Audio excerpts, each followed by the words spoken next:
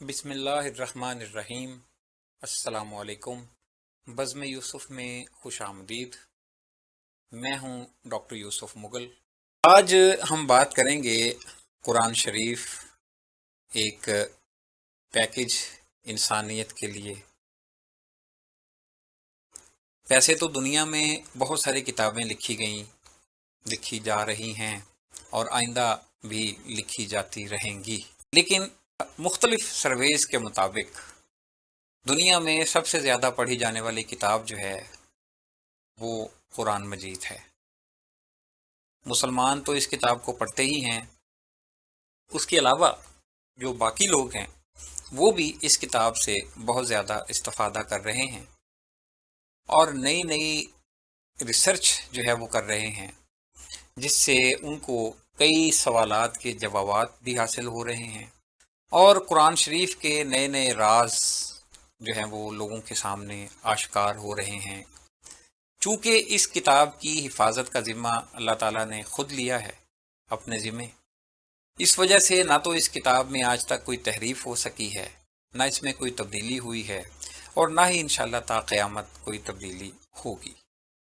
لیکن اس کتاب میں روز بروز نئے سے نئے راز افشاں ہو رہے ہیں، نئی سے نئی ڈیولپمنٹس ہو رہی ہیں، ریسرچ جو ہے وہ نئی سے نئی ہو رہی ہے اور ہمیں بہت سارے سوالات کے جوابات، جیسے میں نے کہا، کہ حاصل ہو رہے ہیں۔ میں نے جب جو شروع میں بات کی کہ قرآن شریف جو ہے وہ انسانیت کے لیے ایک پیکج ہے، تو دیکھیں گے کہ پیکج کیسے ہے۔ مثلا کچھ لوگ جو ہیں وہ یہ سمجھتے ہیں کہ جی قرآن شریف میں کیا یہاں شاعری موجود ہے؟ تو اس کے لیے بالکل، اگر آپ سورہ رحمان پڑھیں گے یا سنیں شاعرانہ انداز میں، اس کے ردم کے ساتھ جو ہے وہ آپ کو ملے گی۔ کیا قرآن شریف میں تاریخ، ماضی، اس کے حوالے سے کوئی بات ہوئی ہے؟ تو جناب بالکل ایسا ہی ہے۔ قرآن شریف میں آپ کو بہت سارے قصے ایسے مل جائیں گے، بہت ساری قوموں کی تباہی بربادی کے حالات، اللہ تعالیٰ کے ساتھ نافرمانی کرنے والی قوموں کے احوال، اور اس کے علاوہ بے شمار جن لوگوں نے، جن قوموں نے غلطیاں کیں، ان کو ان کی غلطیوں کی سزائیں ملی، اس کا پورا ذکر ملتا ہے۔ مثلا ہمیں عاد سمود کی تباہی کا ذکر ملتا ہے۔ اسی طرح بنی اسرائیل کے حوالے سے بڑی ڈیٹیل میں اور بہت ساری جگہوں پہ قرآن شریف نے ان کی غلطیوں کا، ان کی جو ہے وہ نااہلی کا جو ہے وہ ذکر کیا ہے۔ اچھا، پھر ایک سوال آیا کہ جی کیا قرآن شریف میں کوئی ایسا قصہ بھی موجود ہے جو کہ ایک تسلسل کے ساتھ چل رہا ہو، جس کو ہم پڑھیں تو ہم یوں فیل کریں کہ جیسے ایک کہانی چل رہی ہے؟ تو جناب اس کا بھی جواب موجود ہے۔ آپ سورہ یوسف پڑھیں، آپ کو پورا حضرت یوسف علیہ السلام کا قصہ جو ہے وہ بچپن سے لے کے جوانی تک، اور اس کے بعد جب تک وہ عزیز مصر بنے، پیغمبر بنے، اور اس کے بعد پھر ان کا جو پورے معاملات ہیں اس کا ذکر کیا گیا ہے۔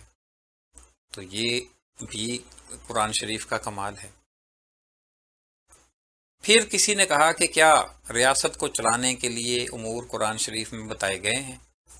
تو جناب بالکل بتائے گئے ہیں، اور سب سے اہم ان میں یہ بات کی گئی ہے کہ اگر آپ کوئی معاہدہ کر رہے ہیں، کوئی بات کر رہے ہیں، تو اس کو لکھ لیں۔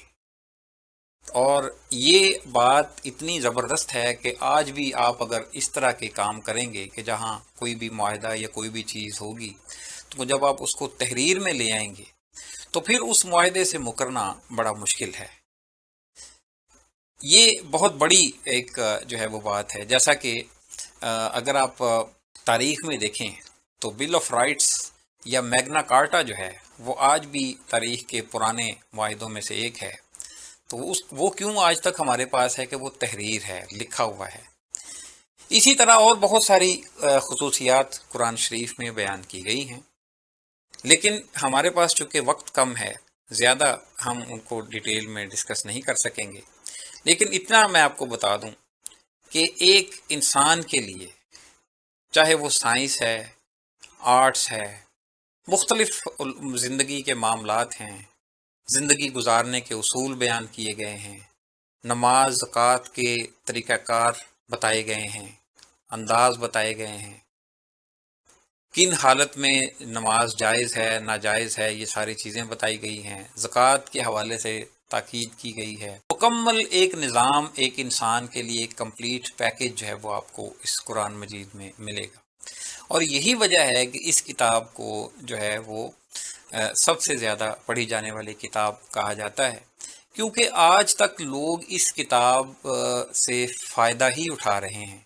ہم نے نہیں سنا یا ہمیں نہیں پتہ چلا کہ کبھی کسی اس کتاب کی وجہ سے کسی شخص کا نقصان ہوا ہو۔ جس نے بھی یہ کتاب پڑھی ہے، خواہ وہ مسلمان ہے، خواہ نان مسلم ہے، خواہ کوئی بھی ہے، اس کو اس کتاب سے کوئی نہ کوئی کچھ نہ کچھ سیکھنے کے لیے نئی چیز، نئی بات جو ہے وہ ملی۔ تو ہم امید کرتے ہیں کہ اس ویڈیو کو آپ لائک، شیئر اور سبسکرائب کریں گے، اور دعا کیجئے کہ ہم مزید آپ کے لیے بہتر اور اچھی ویڈیوز جو ہیں وہ بناتے رہیں، اور آپ کے لیے نئی سے نئی انفارمیشن جو ہے وہ ہم شیئر کرتے رہیں۔ بہت شکریہ۔